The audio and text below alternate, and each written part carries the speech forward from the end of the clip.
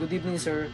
I'm Nicole Mention from Section J1B2 and I will discuss how to calculate the deviation, variation, true bearing, true heading, and compass error. So, sample natin dito sa variation sa compass rose is 4, 3, 15 west 2009. Annual change 8 degree east. So para makuha yung variation, i-minus lang natin siya sa current year natin ngayon na 2023. So 2023, no? 2023 minus 1000. Ayan. Okay, 14 ang lumabas. 14. So yung annual change natin is 8. Annual change natin is 8. Divided by mo lang siya sa 60. 13. Pero hindi mo muna siya, ang lumabas is 1.3333. Ngayon itatimes mo siya doon sa lumabas natin dito. Sa year natin kanina is 14. So ang lumabas natin sa kanya dito is 1.86. So is siya west yan, mali, is para naman makuha to, bring down the 15, bring down the 4, divided by 60. 15 divided by 60 is 25. Bring down 25, bring down the 4, at syala, ayun na, lumabas. Yan lang, ganyan lang kadali kung paano kumuha ng variation ayon sa aking pagkakaintindi. Tapos ito naman, i-minus mo lang siya kasi nga magkaiba sila. Istong isa, ito naman west. So i-minus mo lang siya. Meron yan rules na kapag same,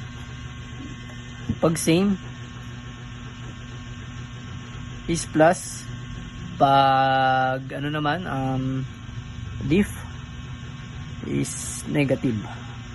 So ito is siya, and yung isa naman is west.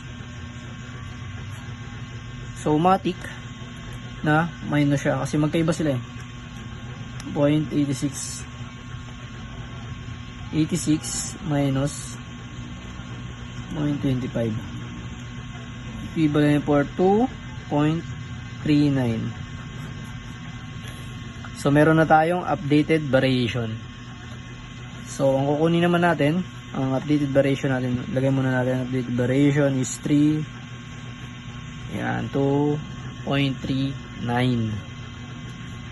So naman, ang kukunin naman natin sunod ay ang deviation. So sa deviation naman, kumuha lang ako doon sa sample nung nakaraan ni sir na 44 do sa compass heading, tapos 60 dahil yun sa minutes, 45 yung sa deviation, yung sa deviation na example ni sir nung nakaraan, para lang makuha natin yung tamang division.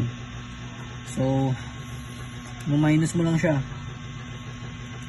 So 60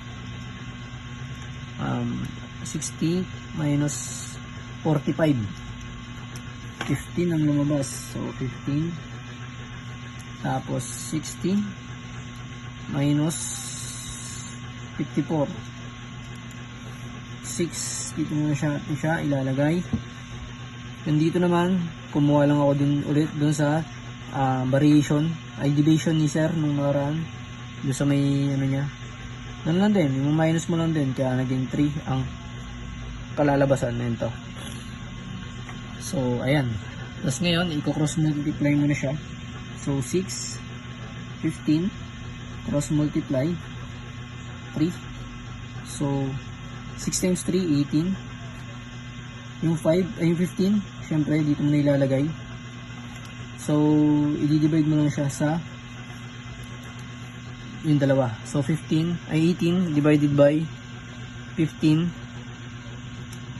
80 divided by 60. I-divide mo pa siya 60. So, ang kinalabasan 0, yung 2. Ang kalalabasan. So, di pa yan tapos pa sa division mo. Ipagpa-plus mo naman tong 18 plus 0.2. Kakalabasan is, ito na yung final division mo. Kakalabasan is 0.2. Yan. This is your final division. This is your final division. Para naman kunin yung compass error, so babaliktad muna natin to para makuha din natin yung tama din. So 3 4 1, variation is 3 9, 3 5.8, 18.2 west, pareho silang west. So pass is 54. So ito yung rule nya, rule natin. So ipag ma-minus natin kasi ito yung rule. Madali naman to. So subtract lang natin siya. So 18 dito. So para makita, no, 18.2 minus 2.39.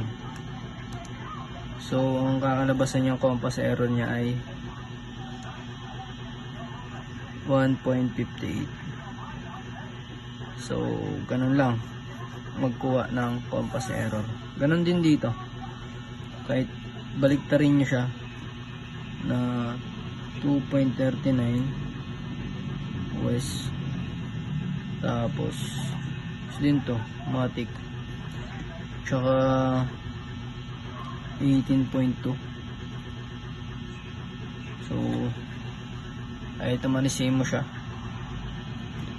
Pag pinagano mo siya, pinag subtract mo, ang kakalabasan is 1.58. So your compass error is 1.58. Ganyan lang kumuha kung paano kumuha ng compass error. Relative bearing plus sheep siding.